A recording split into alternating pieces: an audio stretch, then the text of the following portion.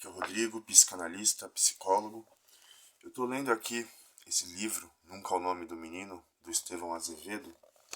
E tem um trecho aqui na página 50, a fala de um dos personagens, que me fez pensar a respeito do que pode ser o psicanalizar enquanto analista e o que pode ser o processo de psicanálise de análise enquanto analisante paciente. Para pensar esses dois lados da moeda, vamos dizer assim, né? Eu vou ler o trecho e vou fazer alguns comentários a respeito, pensando também o meu fazer, minha prática clínica. Vamos lá. É que eu não sei conversar, na verdade. Não gosto muito de diálogos. Prefiro ouvir atentamente, pelo tempo que for. Alguém dizer tudo o que quer, sem interromper. Prefiro deixar que pensem, falem, retornem ao ponto de partida, reiniciem, concluam, repensem, mudem de tema. Sem comentar nada, sem tentar interferir no percurso, respeitando o tempo, respeitando os erros e os acertos, escondendo minha concordância ou meu desprezo, rindo só para dentro, pensando em outra coisa se for algo insuportável para mim. E quando falo, eu também quero ter essa liberdade. Eu falo para ver se o que penso tem mesmo algum sentido fora do caleidoscópio que é minha cabeça, onde as ideias refletem-se de forma aparentemente desordenada umas das outras, onde tudo quanto é coisa tem cores brilhantes, mas que mudam muito rápido, mais rápido do que eu sou capaz de compreender, antes que eu possa fixar uma imagem. Eu falo para saber se sou capaz de falar o que penso, e se alguém além de mim se interessa. Fico feliz, mas isso não quer dizer que eu gostaria que comentassem, que me ajudassem, que concordassem para que o seu silêncio não se torne algo constrangedor. Eu, quando digo era uma vez, quero seguir até dizer fim, sem nenhum coautor no meio do caminho. Essa parte aqui é muito interessante, porque fala de um pouco do que é esse processo de escuta do sujeito, deixar o sujeito falar, mas também nos aponta para o outro lado, o que é o dizer para um analista, né? Eu destaquei alguns pontos aqui desse texto. Ele diz aqui, né? Alguém dizer tudo o que quer sem interromper, respeitando o tempo, né? Bom, em alguns momentos, eu, enquanto analista, eu preciso interromper a pessoa que está lhe dizendo, o paciente. Quando ele diz algo que diz de algo mais além do que ele está dizendo, vamos dizer, vou dar um exemplo, ele comete um ato falho, ele tem um erro ali na fala, né? Que geralmente se tenta justificar, né? Eu falei sem querer, a gente entende que não é bem sem querer, né? Algo escapa ali de um discurso inconsciente para a consciência.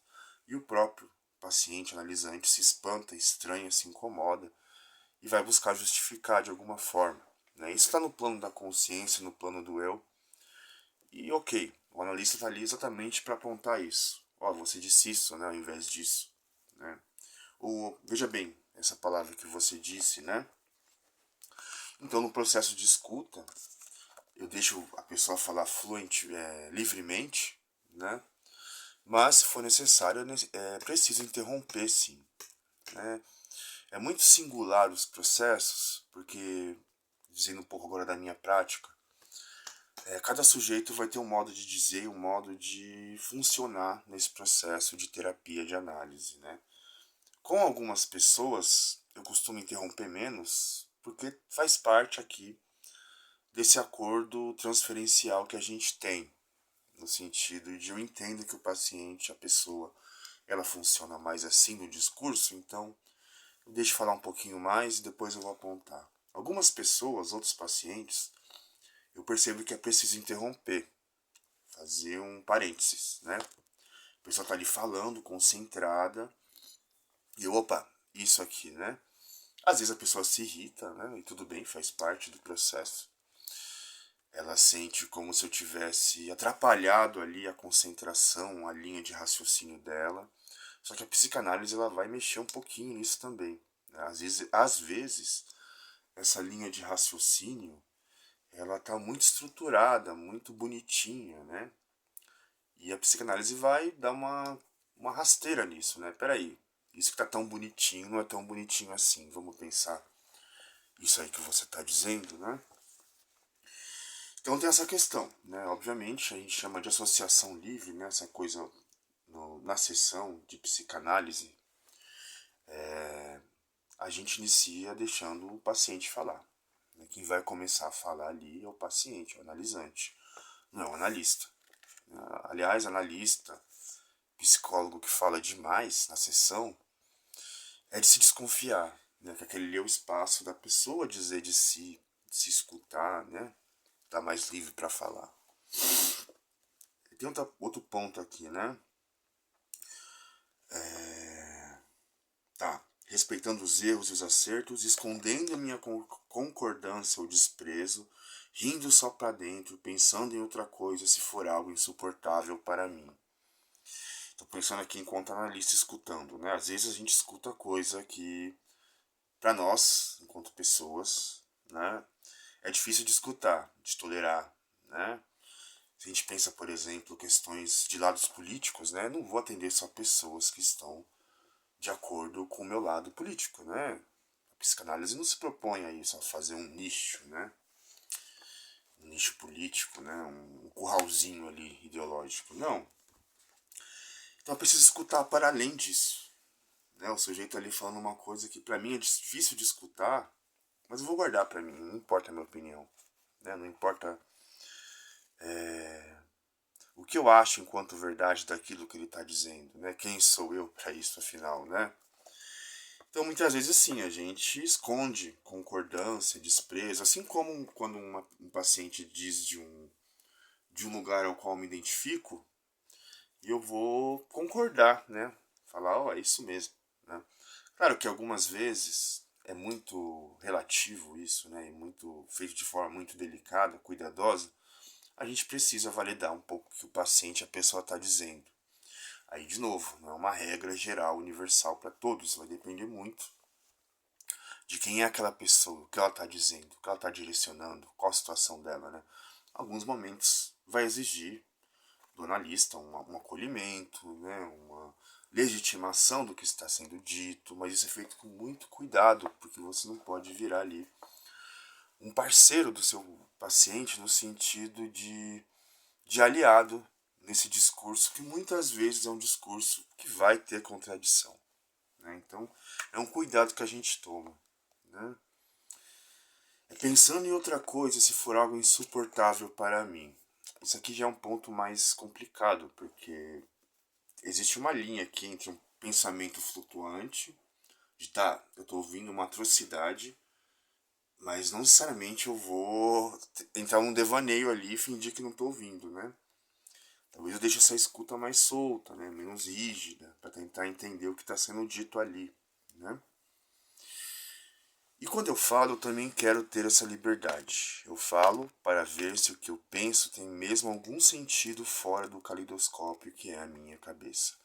Então, qual seria a diferença de você dizer para um outro, para um analista, né? Não para um amigo, não para um padre, para um pastor, para um pai de santo, para um guru, para um, enfim, para qualquer pessoa do laço social que não seja um analista. Quando você diz para um analista, é uma oportunidade de talvez você escutar o que você está dizendo de uma maneira que nenhuma outra pessoa que recebe essa escuta vai auxiliar nisso. O analista ele precisa ter uma escuta bem atenta e sensível nesse sentido, porque ali é a oportunidade da pessoa caminhar para frente, né? E andando nesse processo aí. E antes de caminhar para frente, ele vai rodar, rodar, volta para trás, e é isso. Isso é a vida, né? A vida não é uma linha reta que se segue, né? Nosso psiquismo não é assim.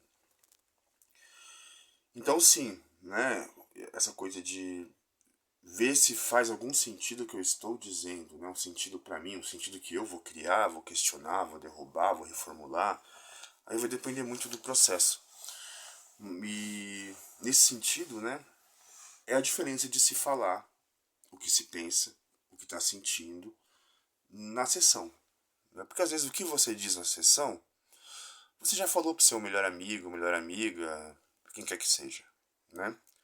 Só que esse amigo, essa amiga não tem uma escuta técnica que um analista tem. Não vai te auxiliar nesse processo de escuta bem o que você está dizendo. Né? Será que faz sentido? Será que é por aí? Né? Faz parte do processo de análise, né? Tem uma parte aqui, né?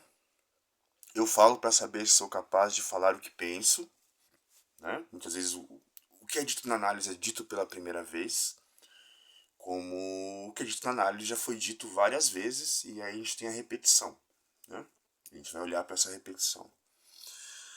Para saber se falar o que eu penso, se alguém além de mim se interessa, um analista ali interessado na escuta, no que o sujeito está dizendo, um interesse genuíno, né, uma disponibilidade de escuta, um acolhimento.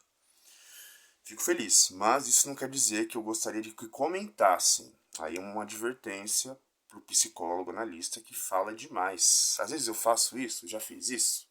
Sim, né? É uma questão que a gente vai pensando no decorrer das sessões. O analista, o psicanalista, ele não é esse ser perfeito e puro que já vem ali pronto para tudo, né? A gente está lidando ali com uma nova subjetividade, né? Então sim, a gente erra, a gente fala demais às vezes, faz uma interferência ali, uma intervenção, uma interpretação equivocada, mas faz parte do processo. É importante que o analista esteja atento a isso, perceba isso e trabalhe isso também na sua análise, na supervisão, né? Para melhor atender aquela pessoa que está ali diante dele. Isso não quer dizer que gostaria que me comentassem, né, os conselhos, o falar demais do analista, né, o falar antes do momento de dizer, né. Mas não quer dizer que me ajudassem, né, que concordassem para que o seu silêncio não se torne algo constrangedor. Então tem uma questão aí também de momentos em que o silêncio na análise é necessário, né. É preciso sustentar o silêncio muitas vezes, aquele blá blá blá, que precisa ser cessado pra gente dar conta de uma angústia, né? Porque o silêncio ele causa angústia. Né? É um dos desafios para muitos analistas, né? Eu acho que talvez muitos não tenham essa dificuldade, mas o silêncio ele é necessário. Né? O silêncio angustia. E essa angústia, ela tem um potencial ali de produzir algo novo, de criar algo novo, de suportar, né? Muitas vezes no processo de análise a gente aprende a suportar também, né? Quando eu digo era uma vez, quero seguir até dizer fim, sem nenhum coautor no meio do caminho. A diferença aqui, né? Pensando nessa frase aqui do personagem, não dá pra gente só de deixar também o sujeito falando, né? Até dizer fim. Aí a gente vai estar, de novo, sustentando um dizer imaginário, né? Que tem começo, meio e fim e pá. E o que o analista faz isso? Vai só escutar? Né? Não. Então, nesse sentido aqui, sem nenhum coautor no meio do caminho, como diz o personagem, talvez, eu penso aqui, né? Que esse coautor é o analista, né? De certa forma. Pensando de forma metaforicamente, né? Não vamos levar isso à risca, mas sim, de repente, o que falta aí no seu texto, no texto que você vai dizendo sobre sua vida, é um coautor que te ajude a guiar aí nessa caminhada.